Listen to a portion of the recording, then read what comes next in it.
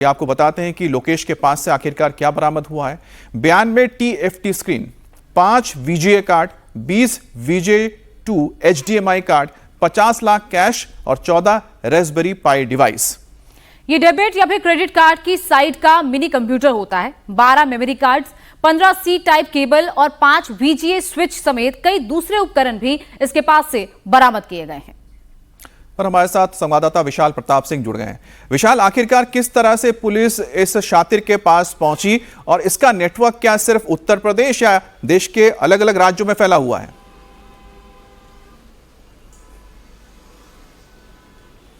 Amit, UPSTF को ये बड़ी कामयाबी कल लगी है राजस्थान के अलवर से, जहां पर इस पूरे गिरोह का जो मास्टरमाइंड है लोकेश, उसको यूपीएसटीएफ ने गिरफ्तार करने में कामयाबी हासिल की है। दरअसल 22 मई को इससे पहले इस गिरोह के कई सारे लोग पकड़े गए थे और उनके पास से न सिर्फ हाईटेक गैजेट्स बरामद हुए थे, बल्कि 50 लाख रुपए की जो बड़ी रकम है वो भी अभ्यर्थियों से जो वसूली जाती थी वो भी बरामद कर ली है। और सबसे ज़्यादा हैरानी की बात यह है कि जो इनकी मोडस ऑपरेंडी थी अमित, ये लोग दरअसल जो अभ्यर्थी होते हैं, अभ्यर्थियों को तो उनकी जहां पे भेजते ही थे, लेकिन जहां पर ये पूरा एग्जाम कराया जाता था, कंडक्ट कराया जाता था, वहां के सेंटर मालिकों से बकायदा ये लोग पैसे देकर के उसको कॉम्प्रोमाइज करते थे। और उसके बाद जिन अभ्यर्थियों से ये पैसे लेते थे, उन अभ्यर्थियों की जो आंसर शीट देने की जो कंप्यूटर प्रक्रिया होती थी उसको बकायदा हाईफाई और मॉडिफाइड TFT के जरिए कॉम्प्रोमाइज करवाते थे और बाहर बैठ करके एक मुन्ना भाई उसी स्क्रीन को अपने कंप्यूटर पे शेयर कर लेता था। यानी कि अंदर जो अभ्यर्थी बैठा होता था उसका काम होता था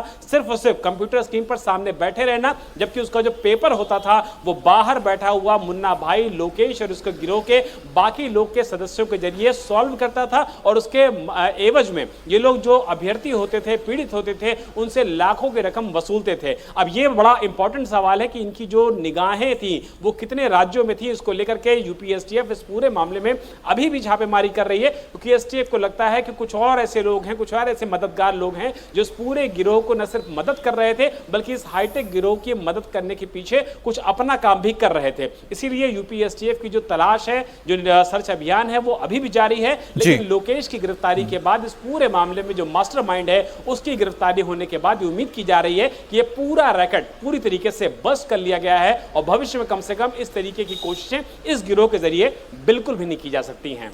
बहुत बहुत धन्यवाद आपका विशाल।